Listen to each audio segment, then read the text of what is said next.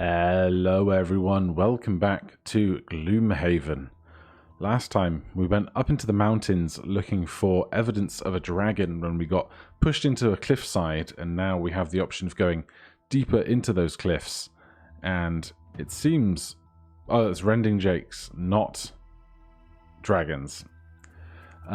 So we won't face a road encounter if we come here. Heed the call to go. Oh yeah, we had like a voice in our heads kind of going, come into the mountain, come into the mountain. And now we have that available to us, or we can go back to the city and choose anything else. But first, we have some leveling to do, which is very exciting. Tali going up to level 3. We must be in Gloomhaven to do this. Alright, we're going back to Gloomhaven then, because we can always come back to this quest, and that's not going to harm us. It's just one extra road event. So we'll get back to Gloomhaven, do some leveling up, maybe some light shopping or something, then carry on with our quests.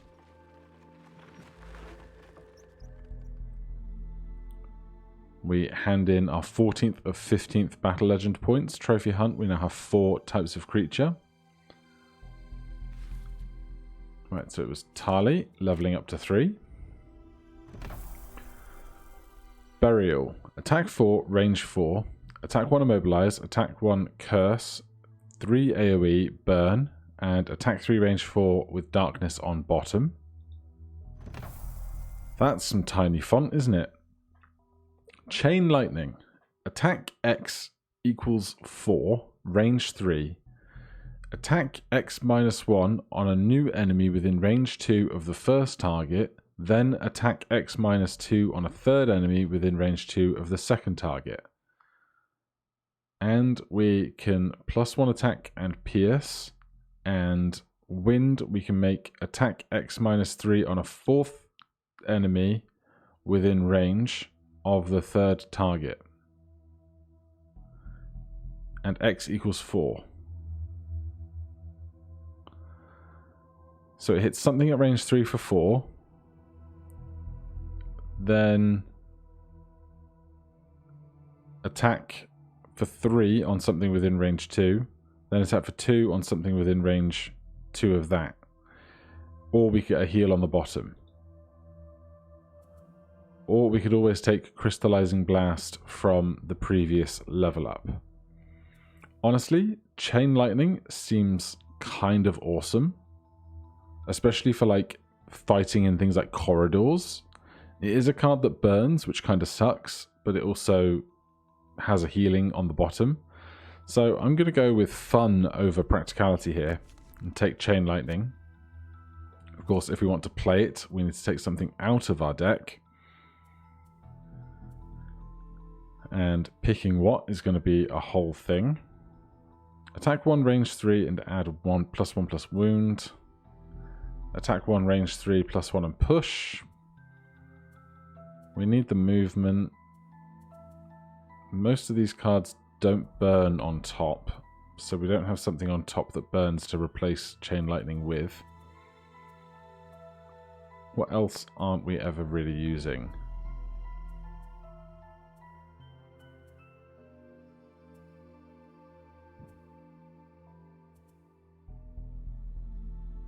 Ten cards feels like so few at the moment. Honestly, let's get rid of one of these two that are basically clones of one another. And we'll keep the one that has the green and blue on the attack. And get rid of the fire and the wind on the attack. Replace that with Chain Lightning. Then, of course, we have perks. Because we level up, we get 1 perk.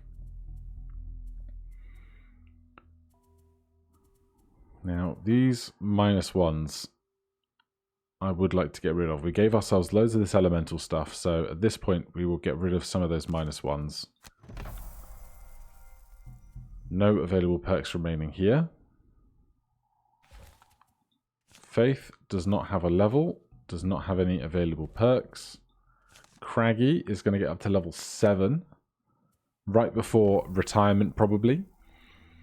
Meteor. Create 1 3-hex triangular obstacle in enemy hexes within range 3. Attack 4, immobilize. Target all enemies adjacent to the obstacle. Create 1 3-hex triangular obstacle in empty hexes within range, not within enemy hexes. I did think that didn't sound quite right. Attack 4 and immobilize, target all enemies adjacent to the obstacle. A 3-hex triangular obstacle sounds like it would be quite hard to fit in. Brutal momentum. Attack 3, push 2. For each hex you cannot push the target because of a wall or obstacle, the target suffers 2 damage and you gain 1 XP. That sounds great. Add 1 attack to all of your ranged attacks this round, or add 2 attack. I think brutal momentum has to be it. Then we have to get rid of something for brutal momentum. Honestly, we can probably get rid of the one that also pushes stuff into things. Heaving swing. You may push the target into hexes containing obstacles. In each case, destroy the obstacle. The target suffers 2 damage and you gain 1 XP. And add 1 to all of your ranged attacks this round. This is basically a better version of that. So that's easy enough a decision to make.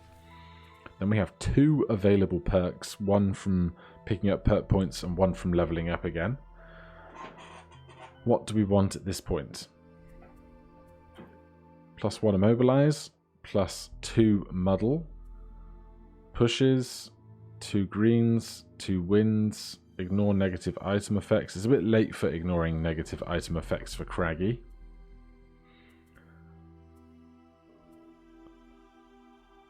So I think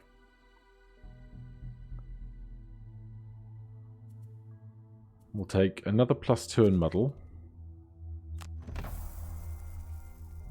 And why not another +1 and immobilize?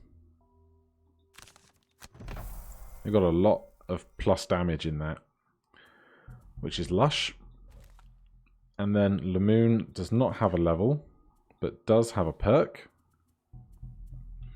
So we can go with the easy consistency, and then we'd be down to only 3 negative modifier cards in the whole deck. Replace 1 -2 with a +0. That's pretty good as well. Add 2 redraw +1s. Add 2 redraw heal 1s. It's interesting. Redraw stun. Redraw create light. Add 2 redraw shield self 1s.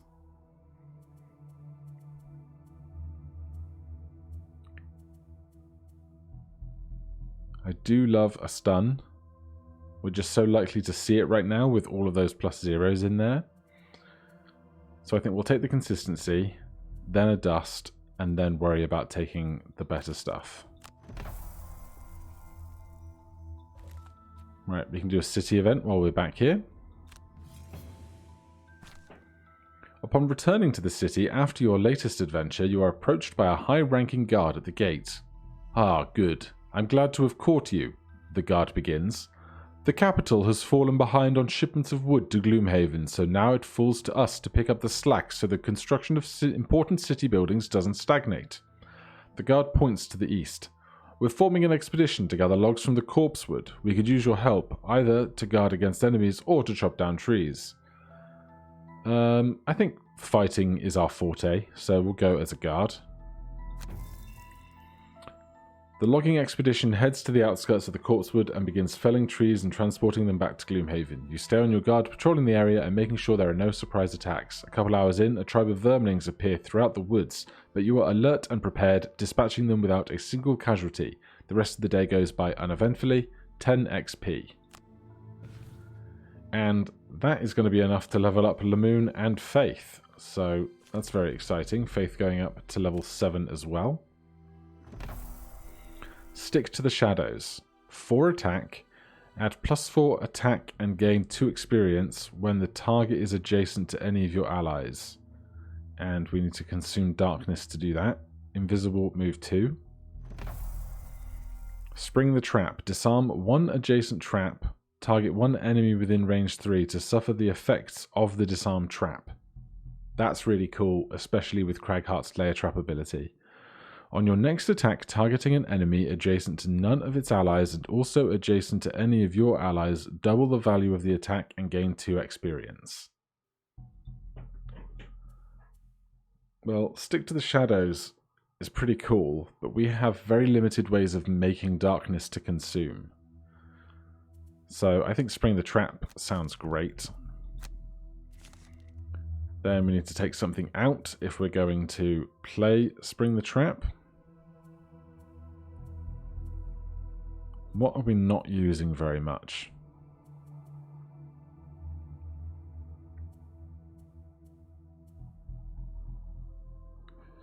I don't use Smoke Bomb as much as I possibly could.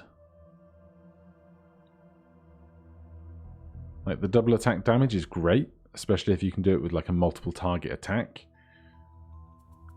The other thing is Sinister Opportunity. Again, we don't have Darkness very much. And move 3, force one adjacent enemy to perform a move 1. Can be good with traps, but I think Spring the Trap means we can move next to it, disarm the trap, and then throw it effectively nearby somebody rather than having to be next to the person we're moving into that trap. So we'll swap that out. We'll see what perk we would like to give. Replace a 0 with a +2. Add 2 +1 redraws. Poisons, muddles, invisible. I think 2 +1 redraws. It's very good. And then Lamoon. Burning Flash. Attack 4, target all adjacent enemies, gain 1 for each enemy targeted, heal 3 at a range of 3, or consume energy to add 1 heal and create light. Mobilizing Axiom. Attack 4, create light.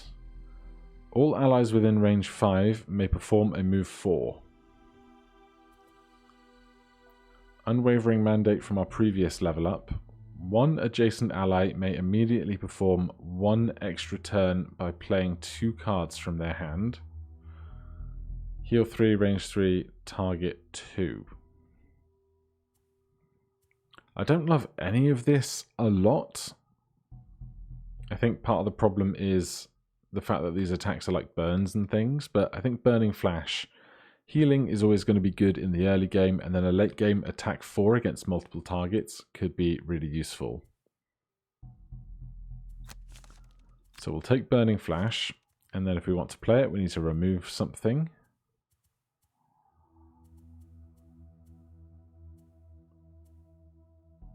Heal 3, range 3 on top, and move 5 and stun 1 enemy on bottom. We can get the heal 3 on the bottom instead, and the target flash I think we're more likely to get use out of. And then, of course, a perk. So we've got our double consistencies down. Then we were going to worry about dust before then getting the stuns and stuff.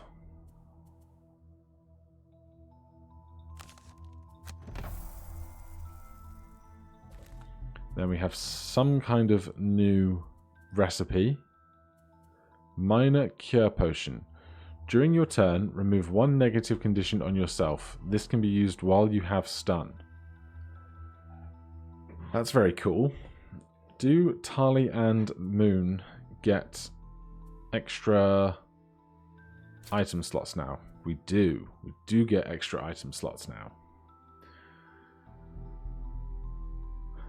I think for Moon, we were very cash light earlier, so we didn't actually get any other things. So for Lamoon, a stun powder is 17. That leaves us 6, which is not enough to buy 2 things.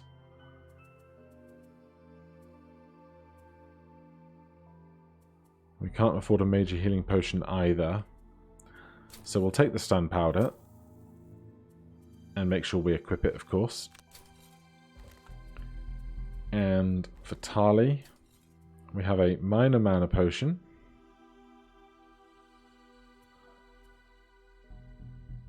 And do we have many targeting multiple creatures things?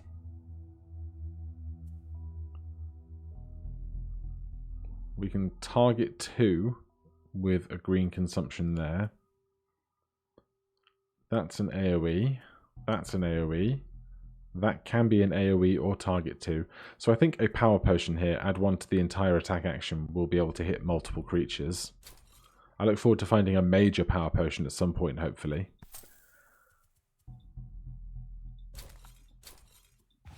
So we'll equip that. Then for everybody else, I don't think we need to worry about the equipment in anything particular, although now up to level 7 we can equip a 4th small item. So what would Faith even want? I think you can't have multiple of the same item. Maybe we can.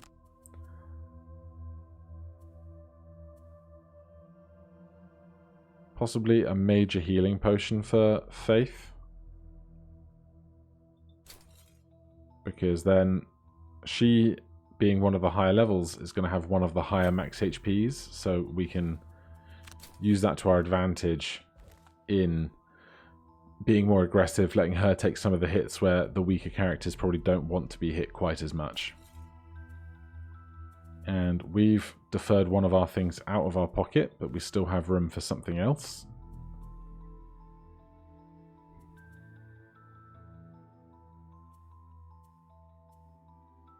Can we get another minor mana potion? Unable to equip item, a mercenary may only have one of each. Alright, I wish you would have just told me that before I bought it. Should have gone with my gut. We'll sell that back. And then we will buy... What else have we not got? Minor cure potion, I guess.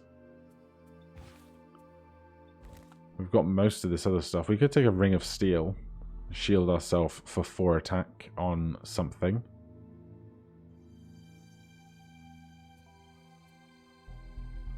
Or we can block stun. I mean, how often are we stunned? Not that often yet, at least.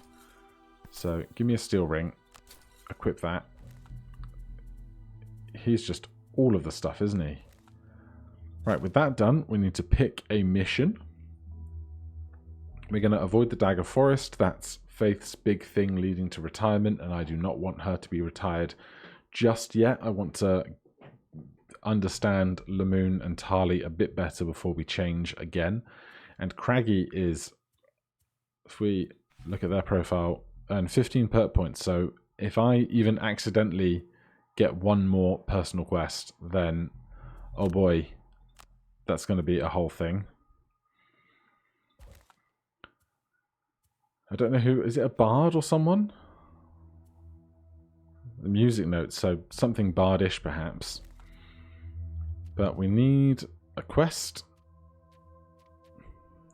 I'm going to pause, pick a quest, and then figure it out. It's been 20 minutes of just life admin. Here's what I'm going to do. I'm going to cut this here and then upload it on one of the 11 AM slots that is not Gloomhaven, and then we'll jump straight into a mission because this is going to be so long otherwise, and after doing 4 level ups. So this is going to be a mini admin session, and then next time we'll get straight back into the combat. So thank you ever so much for watching, and I will see you in the next one when we get back to the action. Cheers.